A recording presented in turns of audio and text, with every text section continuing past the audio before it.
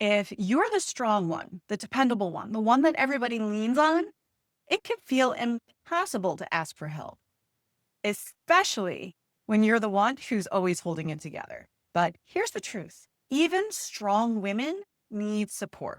In this video, I'm going to show you how to ask for help without guilt, without shame, and without fear of being the burden so that you can stop pouring from an empty cup. And if you're ready to create space for the kind of support you actually need, hit subscribe. That way you'll never miss a new episode. Hi, I'm Corey Logaitis. I'm a speaker, a coach, forthcoming author, and a mom of 4 in a blended family. I've coached hundreds of high-performing women who all have the same question. If I stop being the strong one, who's going to hold it all together? And I get it. I used to take pride in doing it all until my nervous system forced me to stop. And these days I lead with a different kind of strength, not the kind that pretends that everything's fine, the kind that makes space for real consistent support outside of myself. And here's how you go about starting to ask for it. First up is it's important to acknowledge that being the strong one role is a trauma response. If you've been praised in the past for being selfless, relatable, the one who does it all, you've probably internalized the idea that asking for help makes you weak or unworthy. The truth is, it doesn't. It actually makes you human. This was something I struggled with for years, even when I was going through the hardest times in my life when I had left an abusive relationship. I was a single mom of an infant. At that time, I had so much difficulty because of all the trauma I had gone through of being able to ask other people for help when I desperately needed it. There was an intense sense of guilt and shame that I felt for having to ask for help and not being able to do everything that I could for my son at that time. And it's an awful feeling to have to go through, but it doesn't make you any less worthy of receiving that help.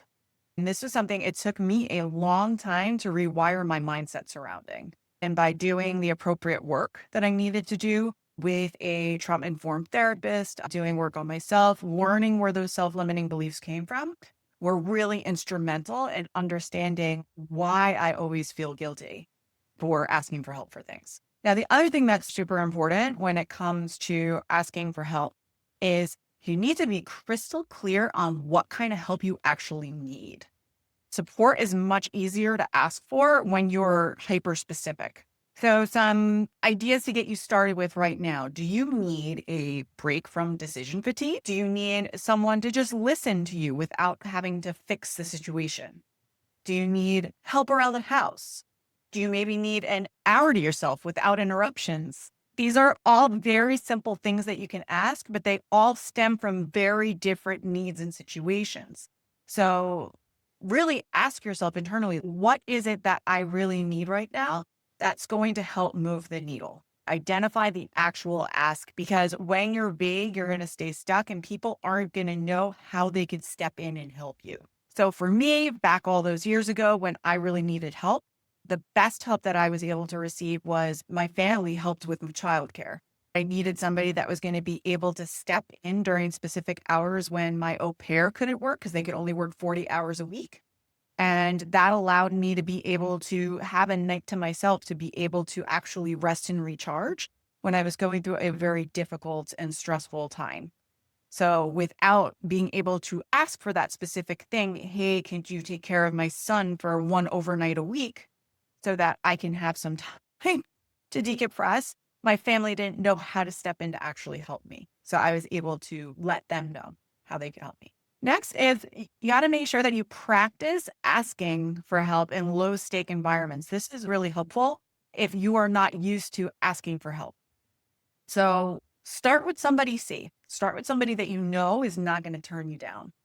So you could say something simple. I'm working on receiving more support. Is this something that I can practice with you?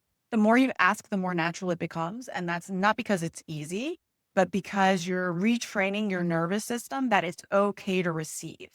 The reason why it's a trauma response is because for so many years, we've been conditioned that there are consequences when you do ask for help, that you're told that you're weak or you're made to feel guilty or any of these other reasons. And then as a result, you avoid it. We need to retrain our nervous systems to know that it's okay to be able to receive that sort of help. And the easiest way to do so is by asking for that help from somebody that you trust first and foremost. From here, it's important to build your support circle intentionally. I speak when I talk about my 5 overwhelm culprits concepts. The third culprit is lack of community, and that is your support circle. And it's so important that you are surrounding yourself with people who know what it is that you want to do in your life, who support you in doing it, who know how to do it. And most importantly, they don't hold you back because it doesn't benefit them in some way, shape, or form. They're going to show up and actually try to help you accomplish all the things that you're looking to accomplish, whether that be something in your career or simply being able to reduce your mental load.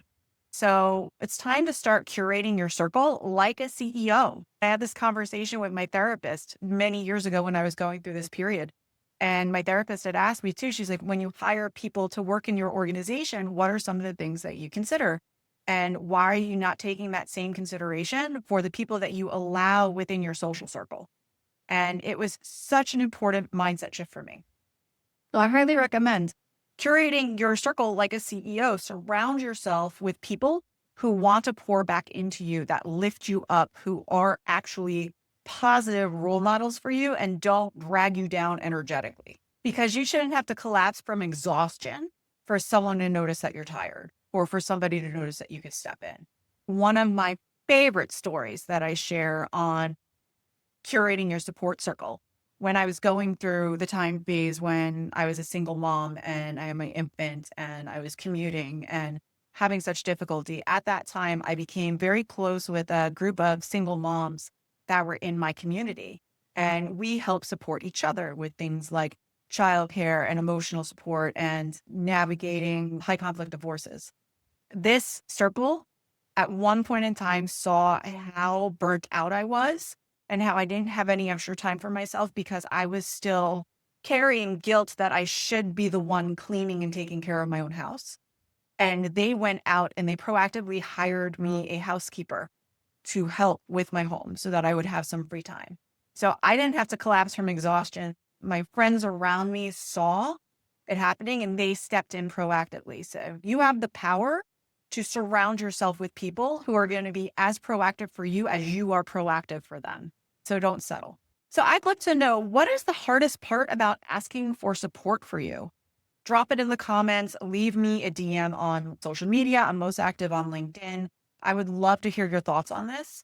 I promise you're not the only one navigating this. And depending on what the challenges and concerns are that you have about asking for support, I can create additional content on those specific challenges and do more episodes as a part of a series. So if this resonated for you and you're tired of white knuckling your way through life, let's talk. I help high achieving women just like you build strategic systems of support that actually work. Whether that means things like a new morning routine to reset your energy, or a coaching relationship that helps you offload the mental load, or creating a personal growth plan that includes the right people on your team. Truth is, I've got you. So go ahead, click the link below in the show notes about my private coaching offers and how we can work together. You don't have to earn support. You just have to learn how to receive it. So let's help you get started. Hopefully you found today's episode valuable, and I will see you on the next one. See you next time.